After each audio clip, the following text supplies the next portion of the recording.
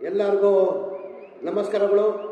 ವೇದಿಕೆ ಮೇಲೆ ಆಸೀನಿರುವ ಈ ರಾಜ್ಯದ ಮುಖ್ಯಮಂತ್ರಿಗಳಾದಂಥ ಮಾನ್ಯ ಸಿದ್ದರಾಮಯ್ಯ ಸಾಹೇಬ್ರೆ, ಇನ್ನೊಬ್ಬರು ರಾಜ್ಯದ ಮುಖ್ಯಮಂತ್ರಿಗಳಾದಂಥ ಸನ್ಮಾನ್ಯ ಡಿ.ಕೆ. ಶಿವಕುಮಾರ್ ಸಾಹೇಬ್ರೆ, ವೀರಪ್ಪ ಮೊಯ್ಲಿ ಸಾಹೇಬ್ರೆ, ಮುನಿಯಪ್ಪ ಸಾಹೇಬ್ರೆ, ಬೋಸ ಸಾಹೇಬ್ರೆ, ಶ್ರೀನಿವಾಸ್ ಅವರೇ, ಶಾಸಕರಾದಂಥ ಶಿವಣ್ಣ ಅವರೇ, ಶಾಸಕರಾದಂಥ ಶರತ್ ಬಚ್ಚೇಗೌಡ್ರೆ, MLC ಆದಂಥ ರವಿ ಅವರೇ, ಇನ್ನೊಬ್ಬರು ಶಾಸಕರ ಆತ್ಮೀಯ ಆದಂಥ ST ಸೋಮಶೇಖರ್ ಅವರೇ, ಈ ಕಾರ್ಯಕ್ರಮದ ಕೇಂದ್ರ ಬಿಂದು ಶಾಸಕರಾದಂಥ ಶ್ರೀನಿವಾಸ್ ಅವರೇ, ವೇದಿಕೆ ಮೇಲೆ ಆಸೀನಿರುವ ಎಲ್ಲ ಈ ಪಕ್ಷದ ಮುಖಂಡರೇ, ಇವತ್ತು ದಿನ ಈ ಬೃಹತ್ ಸಮಾವೇಶನ ಇಷ್ಟು ದೊಡ್ಡ ಮಟ್ಟದಲ್ಲಿ ನೆಲಮಂಗಲ ತಾಲೂಕಲ್ಲಿ ಯಾವತ್ತೂ ನಾನು ನೋಡಿರಲಿಲ್ಲ.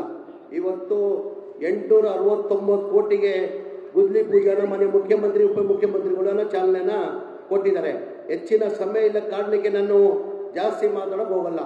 ನನ್ನ ಅನಿಸಿಕೆ ಎರಡು ಬಾರಿ ಇದಕ್ಕಿಂತ ಮುಂಚೆ ಶ್ರೀನಿವಾಸ್ ಅವ್ರಿಗಿಂತ ಮುಂಚೆ ಡಾಕ್ಟರ್ ಶ್ರೀನಿವಾಸ್ ಅವರು MLA ಆಗಿದ್ರು 2013ರಲ್ಲಿ, 2018ರಲ್ಲಿ.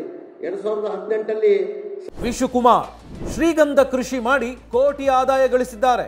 ನೀವು ಕೂಡ ಅವರಿಂದ ಕಲಿಬೇಕಾ? ಅವ್ರ ಜೊತೆ ವಿಡಿಯೋ ಕಾಲ್ನಲ್ಲಿ ಮಾತಾಡಬೇಕಾ? ಈಗಲೇ ಫ್ರೀಡಮ್ ಆ್ಯಪ್ ಡೌನ್ಲೋಡ್ ಮಾಡಿ. ಸಮ್ಮಿಶ್ರ ಸರ್ಕಾರ ಇತ್ತು.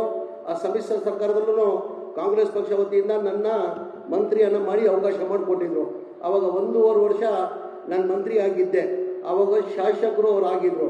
ಆವಾಗ 1.5 ವರ್ಷದಲ್ಲಿ ಒಂದಿನೂ ನನ್ನ ತಾಲೂಕನ ಕೆಲಸ ಇದೆ ಅಂತ ಒಂದಿನ ಒಂದು ಕೆಲಸಕ್ಕಿಂತ ಬಂದಿಲ್ಲ. ನಾನು ಫುಡ್ ಮಿನಿಸ್ಟರ್ ಆಗಿದ್ದೆ, ಮೈನಾರಿಟಿ ಮಿನಿಸ್ಟರ್ ಆಗಿದ್ದೆ, ವಕ್ಫ್ ಬೋರ್ಡ್ ಮಿನಿಸ್ಟರ್ ಆಗಿದ್ದೆ. ಒಂದಿನ ಒಂದು ಕೆಲಸಕ್ಕೆ ಬಂದಿಲ್ಲ. ಎಲ್ಲರಿಗೂ ನಮಸ್ಕಾರಗಳು.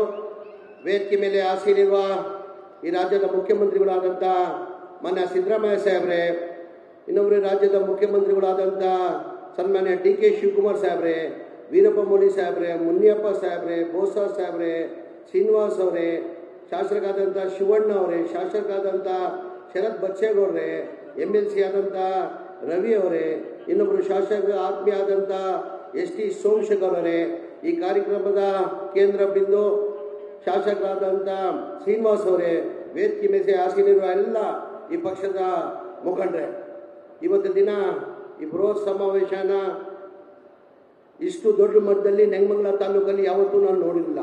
ಇವತ್ತು 869 ಕೋಟಿಗೆ ಗುದ್ಲಿ ಪೂಜಾನ ಮನೆ ಮುಖ್ಯಮಂತ್ರಿ ಉಪಮುಖ್ಯಮಂತ್ರಿಗಳನ್ನ ಚಾಲನೆನ ಕೊಟ್ಟಿದ್ದಾರೆ. ಹೆಚ್ಚಿನ ಸಮಯ ಇಲ್ಲ ಕಾರಣಕ್ಕೆ ನಾನು ಜಾಸ್ತಿ ಮಾತಾಡೋಕೆ ಹೋಗಲ್ಲ. ನನ್ನ ಅನಿಸಿಕೆ ಎರಡು ಬಾರಿ ಇದಕ್ಕಿಂತ ಮುಂಚೆ ಶ್ರೀನಿವಾಸ್ ಅವ್ರಿಗಿಂತ ಮುಂಚೆ ಡಾಕ್ಟರ್ ಶ್ರೀನಿವಾಸ್ ಅವರು MLA ಆಗಿದ್ರು 2013ರಲ್ಲಿ, 2018ರಲ್ಲಿ.